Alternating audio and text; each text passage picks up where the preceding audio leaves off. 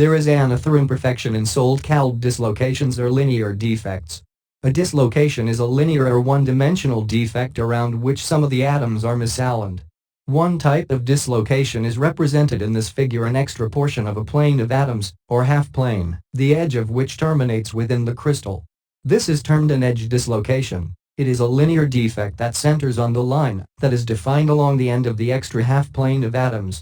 This is sometimes termed the dislocation line, which, for the edge dislocation, is perpendicular to the plane of the page. Within the region around the dislocation line there is some localized lattice distortion. The atoms above the dislocation line in figure are squeezed together, and those below are pulled apart. This is reflected in the slight curvature for the vertical planes of atoms as they bend around this extra half plane. The magnitude of this distortion decreases with distance away from the dislocation line. At positions far removed, the crystal lattice is virtually perfect. Sometimes the edge dislocation is represented by the symbol which also indicates the position of the dislocation line. An edge dislocation may also be formed by an extra half-plane of atoms that is included in the bottom portion of the crystal. Its designation like this symbol. Another type of dislocation, called a screw dislocation, may be thought of as being formed by a shear stress that is applied to produce the distortion like this figure. The upper front region of the crystal is shifted one atomic distance to the right relative to the bottom portion. The atomic distortion associated with a screw dislocation is also linear and along a dislocation line AB in figure. The screw dislocation derives its name from the spiral or helical path or ramp that is traced around the dislocation line by the atomic planes of atoms. Sometimes the symbol is used to designate a screw dislocation. Atom positions above the slip plane are designated by open circles, those below by solid circles. It represents like this. Most dislocations found in crystalline materials are probably neither pure edge nor pure screw, but exhibit components of both types. These are termed mixed dislocations. All three dislocation types are represented schematically in the figure. The lattice distortion that is produced away from the two faces is mixed, having varying degrees of screw and edge character.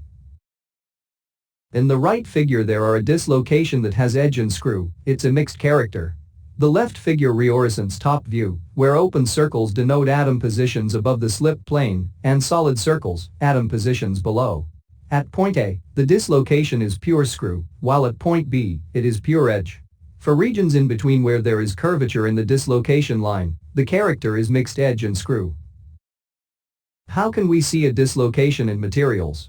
We can see it using a transmission electron microscopy. For example, this is a micrograph of a titanium alloy in which the dark lines are dislocations. A very important parameter in imperfection and solid is called Berger's vector. What is it? It represents the magnitude and direction of the lattice distortion associated with a dislocation, denoted by B. Furthermore, the nature of a dislocation is defined by the relative orientations of dislocation line and Berger's vector. For an edge, they are perpendicular, you can see it in this figure. Whereas for a screw, they are parallel. They are neither perpendicular nor parallel for a mixed dislocation. Also, even though a dislocation changes direction and nature within a crystal, the Berger's vector will be the same of all points along its line. For metallic materials, the Berger's vector for a dislocation will point in a close packed crystallographic direction and will be of magnitude equal to the interatomic spacing. The permanent deformation of most crystalline materials is by the motion of dislocations. In addition, the Berger's vector is an element of the theory that has been developed to explain this type of deformation. Virtually all crystalline materials contain some dislocations that were introduced during solidification, during plastic deformation, and as a consequence of thermal stresses that result from rapid cooling. Dislocations are involved in the plastic deformation of crystalline materials, both metals and ceramics. They have also been observed in polymeric materials.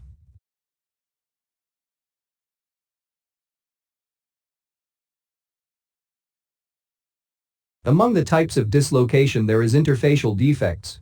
They are boundaries that have two dimensions and normally separate regions of the material that have different crystal structures and/or crystallographic orientations. One of the most obvious boundaries is the external surface, along which the crystal structure terminates. Surface atoms are not bonded to the maximum number of nearest neighbors and are therefore in a higher energy state than the atoms at interior positions. The bonds of these surface atoms that are not satisfied give rise to a surface energy, expressed in units of energy per unit area, joule per m square. To reducible surfaces, grain boundaries, phase boundaries, twin boundaries, and stacking faults. To reduce this energy, materials tend to minimize, if at all possible, the total surface area. For example, liquids assume a shape having a minimum area of the droplets become spherical. Of course, this is not possible with solids, which are mechanically rigid. The grain boundary is the boundary separating two small grains or crystals having different crystallographic orientations in polycrystalline materials.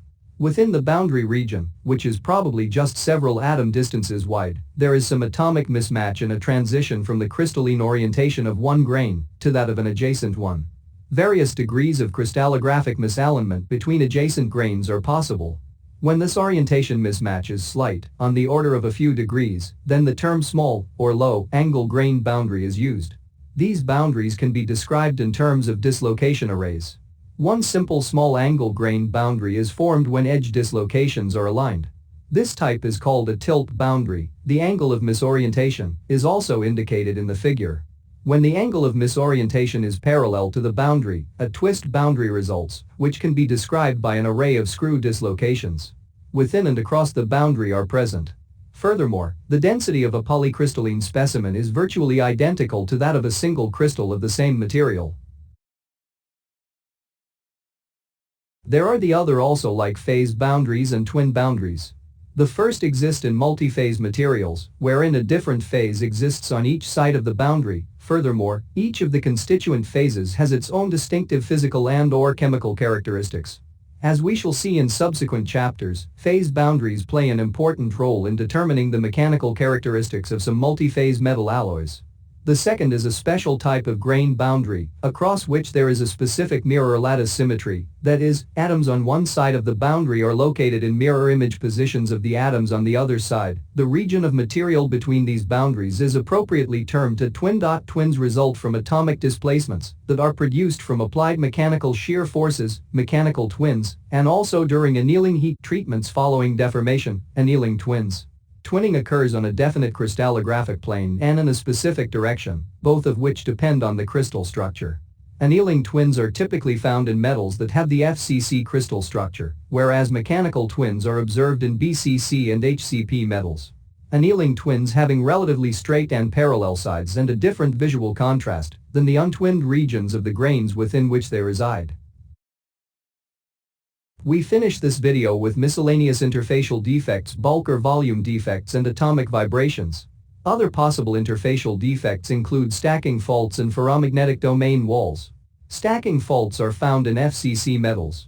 Stacking sequence of close-packed planes for ferromagnetic and ferrimagnetic materials, the boundary that separates regions having different directions of magnetization, is termed a domain wall.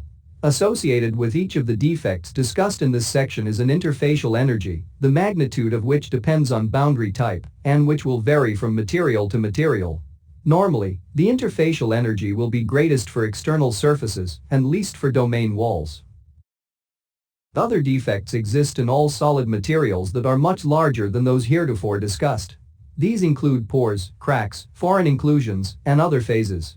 They are normally introduced during processing and fabrication steps. Phenol atomic vibration. Every atom in a solid material is vibrating very rapidly about its lattice position within the crystal. In a sense, these atomic vibrations may be thought of as imperfections or defects. At any instant of time, not all atoms vibrate at the same frequency and amplitude, nor with the same energy. At a given temperature, there will exist a distribution of energies for the constituent atoms about an average energy. Over time, the vibrational energy of any specific atom will also vary in a random manner. With rising temperature, this average energy increases, and, in fact, the temperature of a solid is really just a measure of the average vibrational activity of atoms and molecules. At room temperature, a typical vibrational frequency order of 10-13 vibrations per second, whereas the amplitude is a few thousandths of a nanometer. Many properties and processes in solids are manifestations of this vibrational atomic motion. For example, melting occurs when the vibrations are vigorous enough to rupture large numbers of atomic bonds.